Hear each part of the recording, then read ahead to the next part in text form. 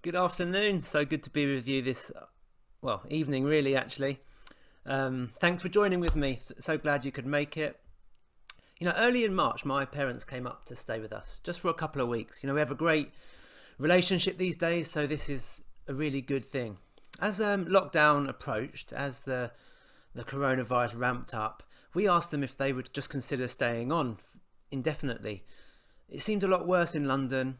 We were enjoying our time together and they're retired, and I was a bit worried about them going into London and being on their own and all of those things. So 4 months later, they were still here. We had settled into new rhythms of life. We had created a family dynamic, a little community around us, and I was so grateful for their help and support. We ate together. They did school with the kids. We had traditions during the week that developed over these months. And then a couple of weeks ago, we had the difficult conversation about them moving on. And actually, we set a time that they would move in with my sister, who needed childcare support because she was going back to work, and that it would be on the third week of July. So we'd planned for a goodbye. We had planned to have a Gallagher School ceremony where we would see them off. We had planned to do a last field trip to Kielder Forest and to have our special meals together, a final special meal. And then on Tuesday, 3 weeks before this was all meant to happen, they were suddenly gone. They left very quickly. And it was something to do really with Joe working with COVID-19 positive patients, and the realization one day, just a few days ago, that they wanted to isolate themselves for a period of time before going to see my sister, rather than go straight from this house to theirs. And so that was it. They were gone almost overnight. It was within 24 hours. We have a really strong desire to control our fate. And events like this, or sometimes perhaps even more dramatic events like a death of a loved one, or a sickness, or a serious injury that just changes not only your daily experience, but where you thought you were heading. Well, those things can seriously mess us up. All of us will experience the anxiety or uncertainty of change. Every good change can cause anxiety. I just remember even moving up here about 9 months ago from to Northumberland from London, and people will tell you that I'm a very calm person, that I deal with things in a calm manner, mostly. But the truth, to say I am calm is not always true. Underneath, I'm often anxious, and my true feelings bubble up as I unsuccessfully try to sleep, or as I become angry with people over minor things and have a short fuse.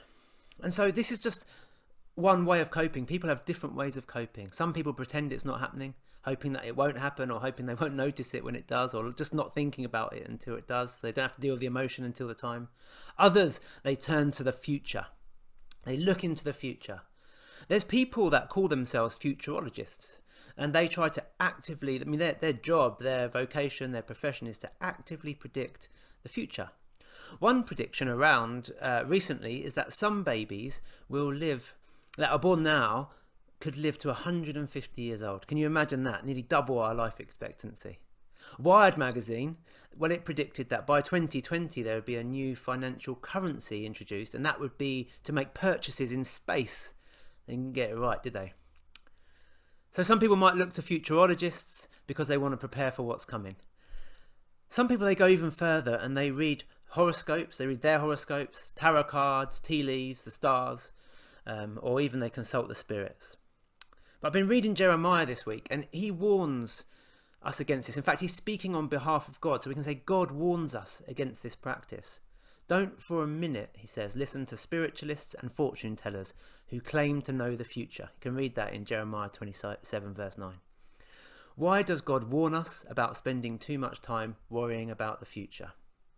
Well, it's because as Christians, our future is secured. You want to know the future? Well, it's secured. No one else claims that, actually. If you believe in reincarnation, well, it's not secure. If you believe in a God who rewards or punishes based on how well you follow the rules, well, you're doomed. Like me, I'm sure we've all broken the rules.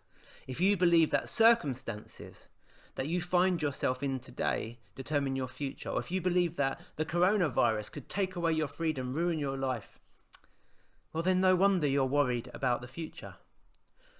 But the long-term future is secured in Jesus. He has secured your long-term future through his life, death and resurrection.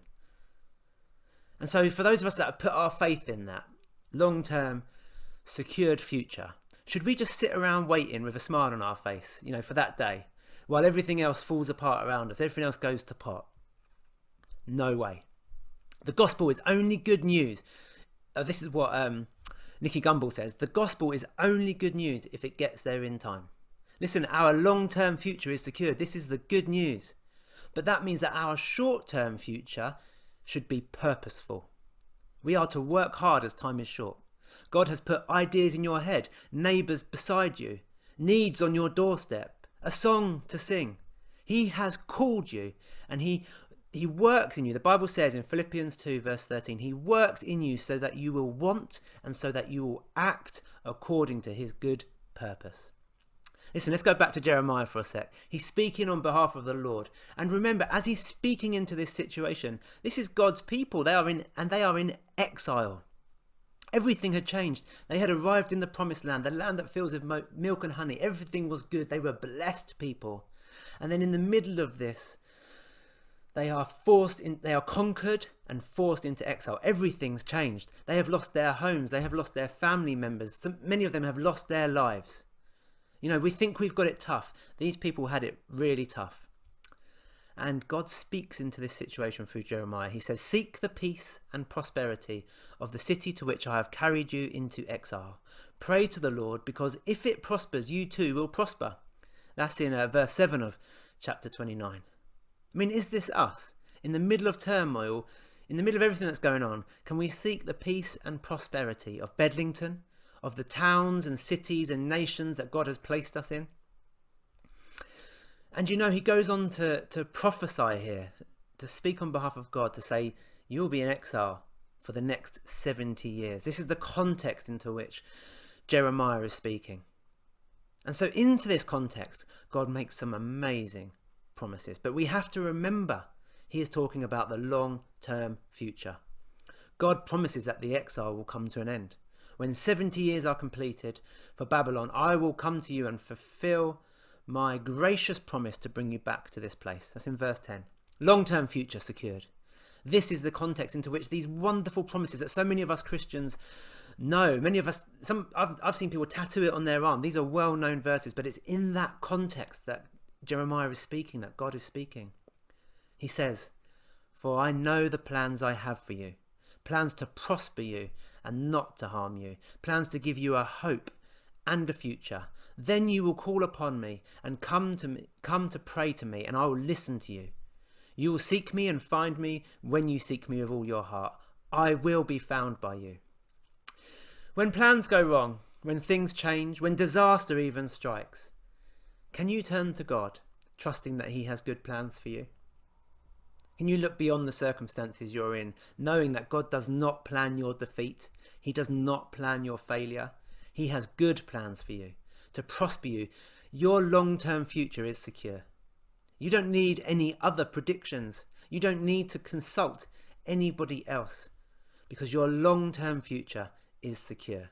And so in the short term, we get to work. We bless those around us. We demonstrate the good news. Even if we are in chains, or if we are sick, or if there's a pandemic raging, or if there's racial injustice, your long-term future is secure, and your short-term future is to be purposeful. Thanks for being with me today.